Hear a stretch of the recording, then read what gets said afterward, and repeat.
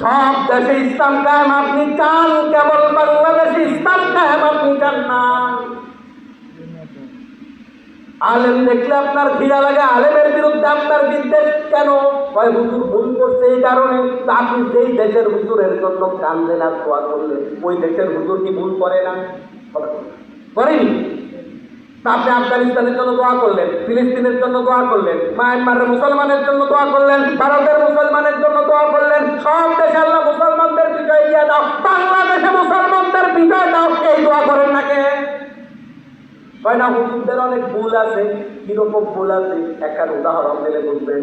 একদম মা সারা নিয়ে হুজুরের কাছে, হুজুর আঙ্গ মসজিদের ইমাম সাহেব, তার পিছনে নামাজ হইবনি, আপনি মুফতি সাহেব হুজুর ফতোয়া দেন।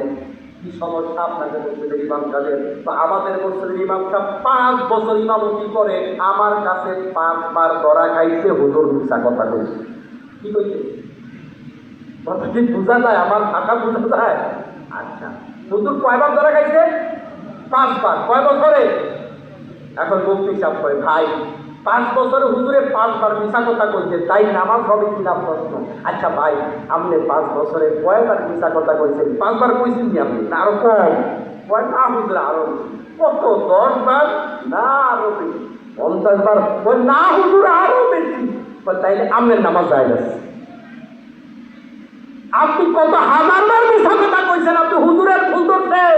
হুজুররা ভুল মুক্ত নয়, হুজুরদের মধ্যে আলেমদের ভিতরে যারা অপরাধী তাদেরকে বিচার দেওয়াতে আনতে আমাদের কোনো চিন্তা নেই। কিন্তু দিন শেষে এরপরও আপনি হিসাব করেন, থানায় যান, চোরের তালিকায় মাদ্রাসায় পড়েছে, আপনি 5% পাবেন না। দুর্নীতি যারা করে মাদ্রাসায় পড়ুয়া, আপনি 10% পাইবেন না। দর্শনকারী সেই তালিকায় মাদ্রাসায় পড়েছে, আপনি 5%, 10% পাবেন না। মাদকাসক্ত কোন লোকের সন্তানেরা, কোন আলেমের সন্তান 5% আপনি পাবেন না। ঠিক কিনা বলেন?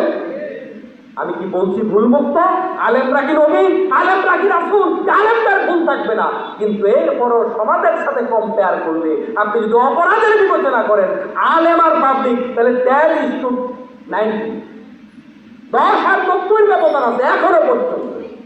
তাহলে আপনি থাকবেন আলেমের সাথে, একজন আলেম সমাজের প্রতিনিধিত্ব করবে, সেখানে অপরাধ হওয়ার সম্ভাবনা কম। আপনি দুনিয়ার সব দেশের জন্য দোয়া করেন, আল্লাহ তুমি মুসলমানদের হাতে ক্ষমতা দিয়ে দাও, আল্লাহ মুসলমানদেরকে তুমি নামাজীদের হাতে তুমি ক্ষমতা দিয়ে দাও, আল্লাহ হুজুরদের হাতে ক্ষমতা দাও। তো সব দেশের হুজুরদের দোয়া করেন, বাংলাদেশের হুজুরদের দোয়া করেন না কেন?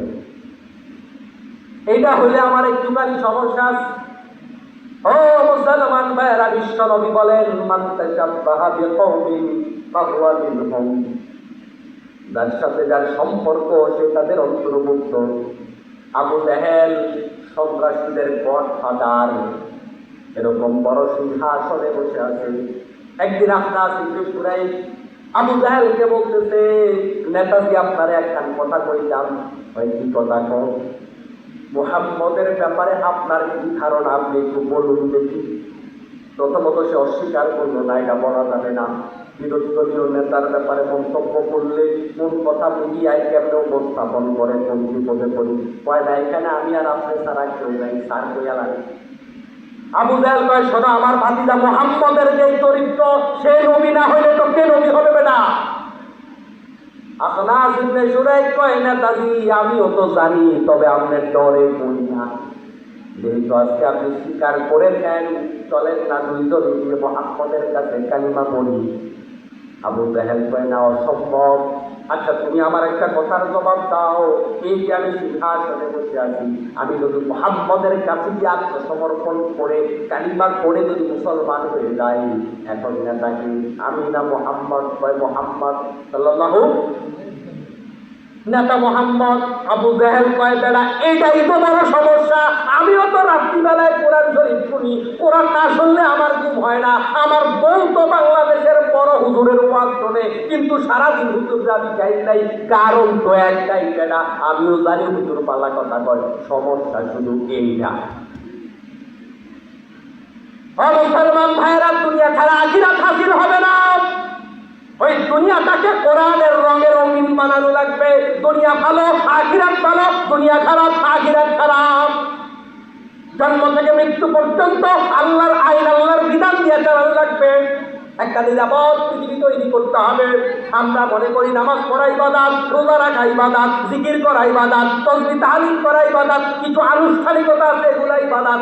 মানব সেবা যে ইবাদত, এটা বাংলাদেশের অনেক মানুষ মনে করে না। রাস্তাঘাট বানানো ইবাদত, একটা মেয়ে বিয়ে দিতে পারে না একজন মানুষ, তার মেয়েটার বিয়ের ব্যবস্থা করে দেয়া ইবাদত। খালি মসজিদে দান করা ইবাদত নয়। আপনার গ্রামের একজন বিধর্মী, একজন হিন্দু মা বিধবা, তার মেয়েকে বিবাহ দিতে পারে না, আপনি হেল্প করেছেন, এটাও ইবাদত। ইবাদত কেবল মসজিদে নয়, মানব সেবা করা ইবাদত। রব্বানা আতিনা ফিদ দুনিয়া হাসানা মানে হলো একটা নিরাপদ পৃথিবী আপনাকে প্রতিষ্ঠা করার চেষ্টা করতে হবে। এটা আপনাকে আল্লাহ পাক যখন বানানো শুরু করেছে তখনই প্রতিশ্রুতি নিয়েছে, তখনই ফেরেশতাদের সাথে এটা নিয়ে ডায়ালগ করেছে। ফেরেশতারা বাধা দিয়েছিল, আল্লাহ বলছে আমি জিকির করার জন্য মানুষ বানাবো না, আমি মানুষ বানাবো মানবতার কল্যাণে। এরা জমিনে গিয়ে আমার রাজত্ব কায়েম করবে, এরা একটা হাসানার পৃথিবী তৈরি করবে। কল্যাণের জন্য আপনার আমার সৃষ্টি হয়েছে। উখরিজাত লিন্নাস, আল্লাহ পাক বলেন তোমরাই সর্বোত্তম জাতি। উখরিজাত লিন্নাস, মানুষের কল্যাণে তোমাদেরকে বানানো হয়েছে। এই মুসলমানের কাজ কেবল মানুষের কল্যাণ করা, মানুষের কল্যাণ করা। আজ মুসলমান আরেকজনের কল্যাণ দেখলে হিংসায় ফেটে পড়ে, আছে না নাই? আরেকজনের কাছে ফল বেশি হয়েছে, আরেকজনের মেয়ে রেজাল্ট ভালো করছে, আরেকজনের মেয়েটারে ভালো জায়গায় বিয়ে দিতে, আমারটারে সে জায়গায় দিতে পারি নাই, ওর বাড়ি পাঁচতলা হয়েছে আমারটা হয় নাই। মানুষ আরেকজনের ভালো আজকাল পছন্দ করে না, অথচ আল্লাহ বলছে ও মুসলমানরা শোনো, কুনতুম খায়রা উম্মাত, তোমরা উত্তম জাতি। উখরিজাত লিন্নাস, তোমাদেরকে বানাইছি আমি মানবতার কল্যাণে।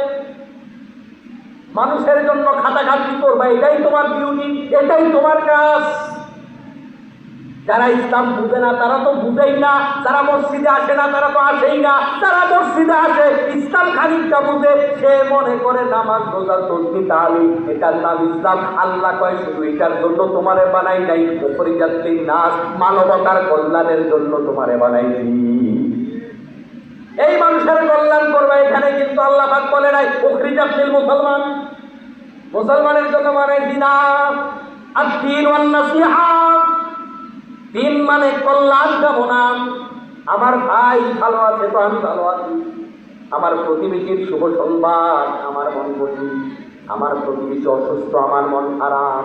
এই জন্য বিশ্ব নবী সাল্লাল্লাহু আলাইহি ওয়াসাল্লাম তরকারি পাক করার সময় একটু ঝোলটা বাড়ায় দিতে বলছে। প্রতিবেশীর গোশত যদি দিতেও না পারো, প্রতিবেশীর যদি তরকারি দিতেও না পারো, একটুখানি ঝোল হইলেও প্রতিবেশীরে দাও, তার সাথে সম্পর্ক করো, এটার নাম হলো ইসলাম, ঠিক না?